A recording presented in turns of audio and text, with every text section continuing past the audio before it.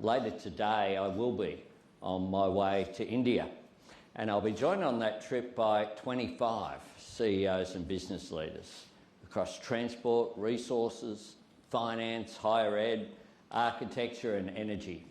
One of the biggest and most significant Australian business delegations to ever visit any of our trading partners. Australia and India are Indo-Pacific partners through the Quad, and I'm looking forward to hosting the Quad Leaders Summit that will be held in coming months.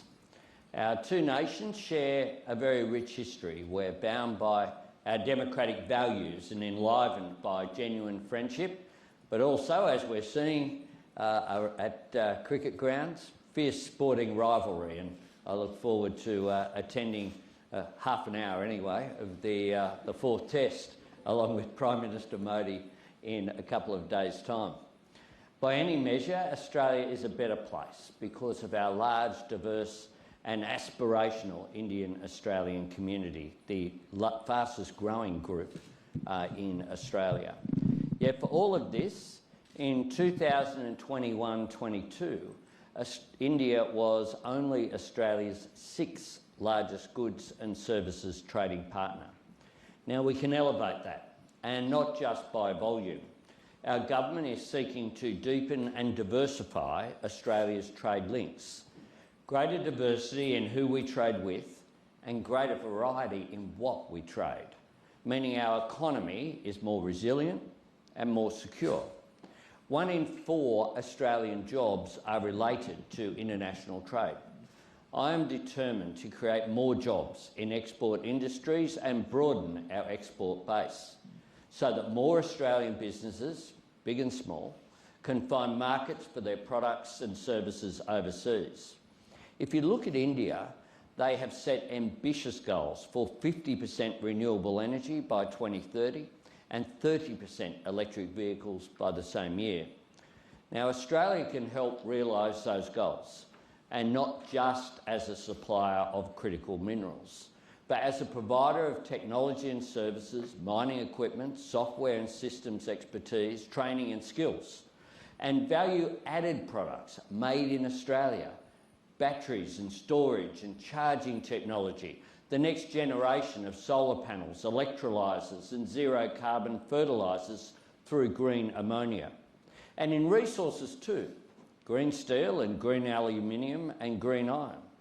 The point that is always worth making here is that this is not a zero-sum game.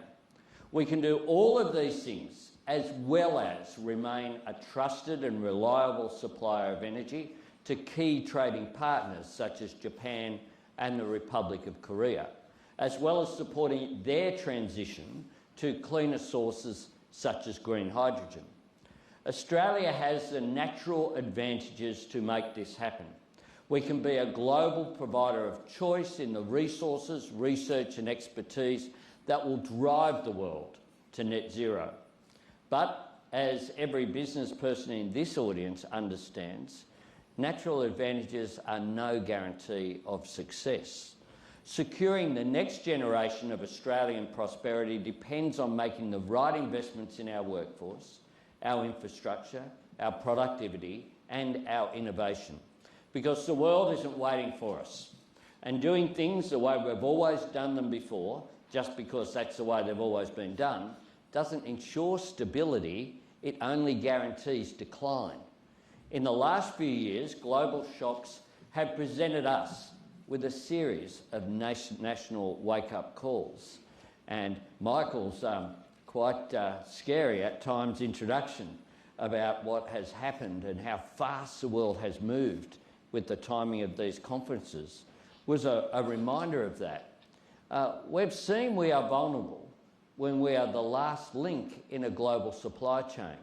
We've seen our national energy grid is simply out of date and our energy market more exposed than it should be to movements in international prices. We've seen that our cybersecurity systems in government, as well as in corporate Australia, are not at the level they need to be. And we've seen the flaws and weaknesses in our national skills base, the over-reliance on temporary migration exposed by our closed borders. All of this has come at a cost. It's driven up inflation, it's hurt family budgets, and it's increased business costs. And it's shown us the extraordinary pressures on our public hospitals and aged care sector.